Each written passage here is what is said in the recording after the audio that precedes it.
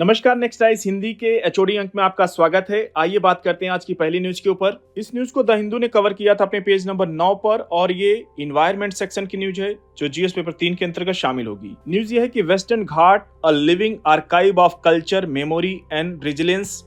Western Ghat जिसे सह्याद्री के नाम से भी जाना जाता है, जिसका अर्थ है बेनेवोलेंट माउंटेन्स यानी दयालु पर्वत, भारतीय प्रायद्वीप के पश्चिमी तट पर फैला हुआ है और ये 6 राज्यों गुजरात, महाराष्ट्र, गोवा और कर्नाटक, केरल और तमिलनाडु में फैला हुआ है। आइए इसकी मैप पे चलते हैं। ये आप देख सकते हैं गुजरात से शुरू होता है वेस्टर्न घाट और ये महाराष्ट्र की तरफ बढ़ता है, फिर कर्नाटक, गोवा, आगे केरल, तमिलनाडु तक ये जाता है और दुनिया की सबसे अधिक जैव विविधता यहीं पाई जाती है। आप लोग पढ़ते होंगे इन्वायरमेंट सेक्शन में। देखिए, दुनिया के सबसे जैव विविधता वाले क्षेत्रों में से एक के रूप में जाना जाने वाला पश्चिमी घाट कभी अपनी लुभावनी प्रकृति सुंदरता के लिए प्रसिद्ध था। झरनों, हरियाली और फ्लोरा एंड फौना यानी वनस्पतियों और जीवों की एक शानदार रेंज है, श्रृंखला है। हालांकि आज यह एक इडैलिक लैंडस्केप यानी रमणीय परिदृश्य के एक कठोर परिवर्तन का सामना कर रहा है। जलवायु परिवर्तन, वनों की कटाई, पारंपरिक आजीविका में गिरावट, भूमि अतिक्रमण और आदिवासी समुदायों के विस्थापन ने इस क्षेत्र को क्राइसिस यानी संकट में डाल दिया है। इसलिए समय समय पर वेस्टर्न घाट से जुड़ी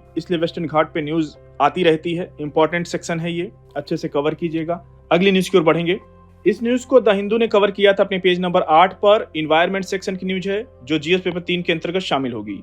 न्यूज ये है कि what is the supreme court directive on सैकर्ड groves. Bharat के सुप्रीम कोर्ट ने राजस्थान के फॉरेस्ट डिपार्टमेंट को वन्य जीव संरक्षण अधिनियम 1972 के तहत, याद रखिएगा 1972 का जो वाइल्ड लाइफ एक्ट है, उसके अंतर्गत पवित्र उपवनों और वन और सामुदायिक रिजर्व के रूप में मानचित्रण करने और उनको क्लासिफाइड करने का ऑर्डर यानी निर्देश दिया है। यह डिसीजन एफआरए यानी फॉरेस्ट राइट एक्ट 2006 के साथ कॉन्फ्लिक्ट यानी विरोध की स्थिति में आ चुका है, जो पवित्र उपवनों के सामुदायिक प्रशासन को मान्यता देता है। एफआरए एक्ट 2006 का ये सांस्कृतिक रूप से महत्वपूर्ण और जैव विविधता से भरपूर पवित्र उपवनों का प्रबंधन और पारंपरिक रूप से लोकल कम्युनिटीज यानी स्थानीय समुदायों द्वारा किया जाता है। कोर्ट का यह कदम सामुदायिक कंट्रोल को कमजोर कर सकता है, फॉरेस्ट डिपार्टमेंट के अथॉरिटी को ट्रांसफर यानी अधिकार हस्तांतरित कर सकता है, जो संभवतः फॉरेस्ट राइट एक्ट के उन प्रोविजंस की अवहेलना करता है जो ग्राम सभाओं को सामुदायिक वन संसाधनों का प्रबंधन करने का अधिकार देता है। अब देखिए, यूपीएससी ने 2013 में एफआरए एक्ट से क्वेश्चन पूछा था और समय समय पर ये इंपॉर्टेंट रहता है, इसलिए इसको अच्छे से कवर कीजिएगा। आज किन्हीं कारणों से पीवाईक्यू को शामिल नहीं कर पाए, कुछ तकनीकी खामियों के चलते। अगली न्यूज की ओर बढ़ेंगे।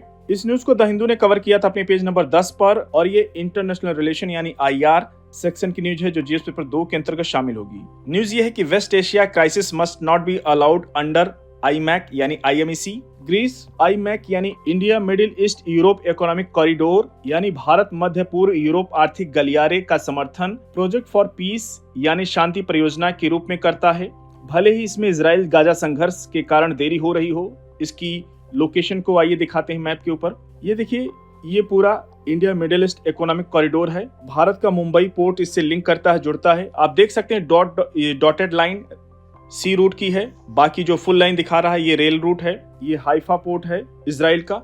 आइए बात करते हैं न्यूज के ऊपर। वर्ष 2023 में प्रस्तावित India Middle east economic corridor का उद्देश्य की बात करें तो एडवांस इंफ्रास्ट्रक्चर के माध्यम से भारत, मध्य पूर्व और यूरोप के बीच कनेक्टिविटी यानी संपर्क को बढ़ाना है, जो चीन की बेल्ट एंड रोड इनिशिएटिव का एक अल्टरनेटिव यानी विकल्प प्रदान करता है।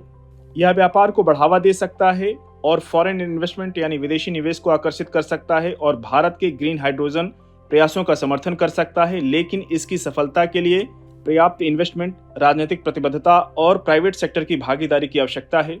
इंपॉर्टेंट न्यूज है, इसलिए अच्छे से कवर कीजिएगा, क्वेश्चन पूछ सकता है यूपीएससी। अगली न्यूज की ओर बढ़ेंगे। इस न्यूज को द हिंदू ने कवर किया था अपने पेज नंबर 11 पर और ये डिफेंस सेक्शन की न्यूज है जो जीएस पेपर 3 के अंतर्गत शामिल होगी। न्यूज ये है कि army's Fort William in Kolkata